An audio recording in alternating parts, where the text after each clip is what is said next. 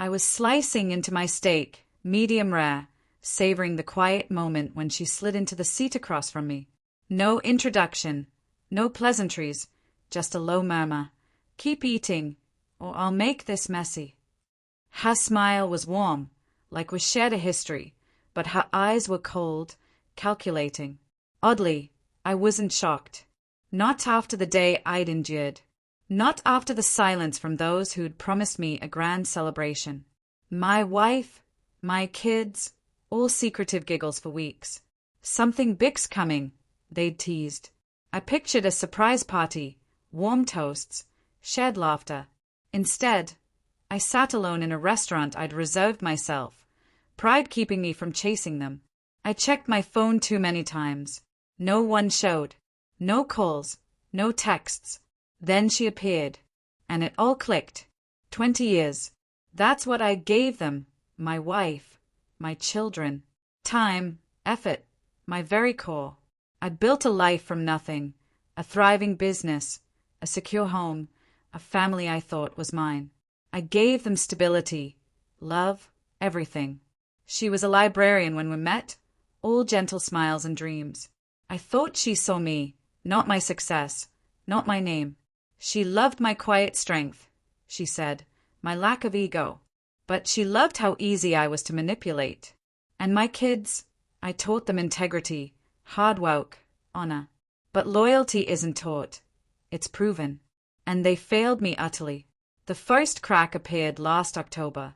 I came home early from a trip, flight rerouted by a storm. I didn't call ahead, thinking I'd surprise them. A sleek red Porsche sat in the driveway, unfamiliar. Inside, I heard laughter, clinking glasses.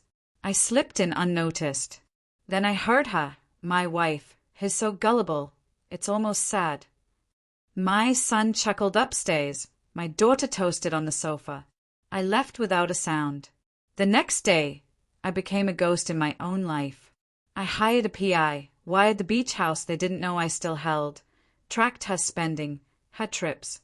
I learned about Uncle Marcus, a name new to me but soon an open book. She funneled money to him, secret accounts, lavish gifts. She even rewrote her will, naming him guardian of my kids' inheritance, a polished fraud in place of me. My children called him family. They thought I was clueless. They mistook my silence for weakness. So I played along, smiled at Thanksgiving, gifted jewelry, called my kids weekly. Meanwhile, I moved assets overseas, rewrote my will, sold the company to a competitor she despised, hidden behind a shell corporation. I had my lawyer draft airtight documents. I saved voicemails, emails, bank records. I found her unsent divorce papers, timed for my birthday. So I let her plan it. When she didn't show that night, I wasn't hurt. I was prepared.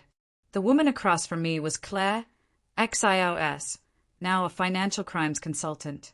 She slid a dossier across the table, detailed, damning.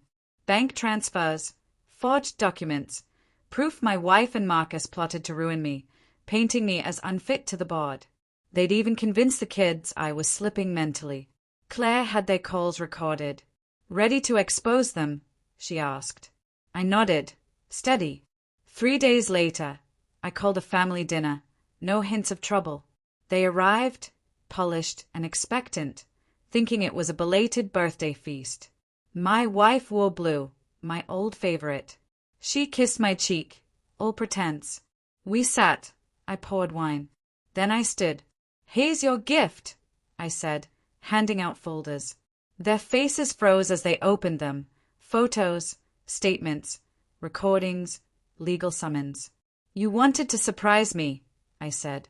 I thought I'd return the gesture. My wife stammered. I cut her off. Accounts are frozen. The house isn't yours anymore. Marcus? He's meeting the FBI today. Silence gripped the room. My daughter sobbed. My son stared, lost. My wife saw me, truly saw me, for the first time. She never had before. The aftermath was quick. She faced fraud and conspiracy charges. Marcus vanished. International warrants out. The kids got a choice, Make amends or leave. They left. Now I live in a smaller place, alone but unburdened. No one fakes love for my wallet. I sleep soundly. Justice is quiet, precise. And revenge? It's sweetest when served on the day they thought they'd won. My birthday, the day they meant to break me. Instead, I broke them.